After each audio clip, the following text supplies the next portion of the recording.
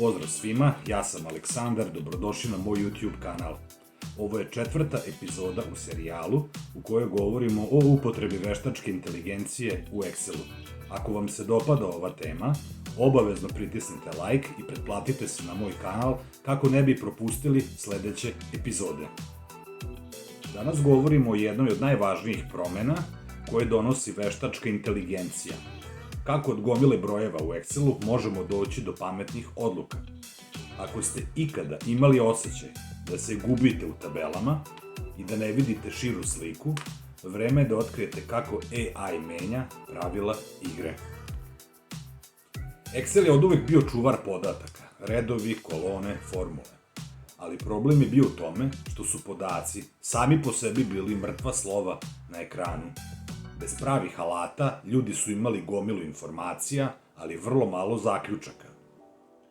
Recimo da imate tabelu sa stotinama troškova.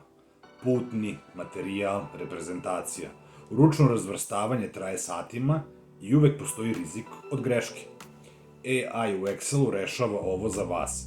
Samo obeležite 50 primera, a on sam klasifikuje hiljade transakcija sa neverovatnom tačnošću. Veštačka inteligencija ne samo da čita podatke, ona ih tumači u realnom vremenu.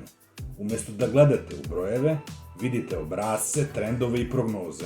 To znači da Excel postaje vaš savjetnik, a ne samo kalkulator.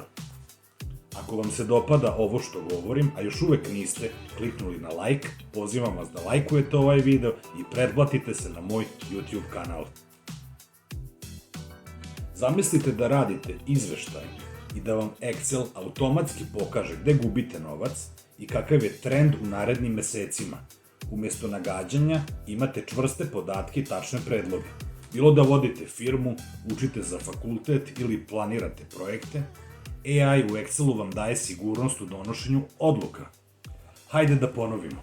Ako još niste, pritisnite like na ovaj video, pretplatite se na moj YouTube kanal, čeka vas još mnogo korisnih primera.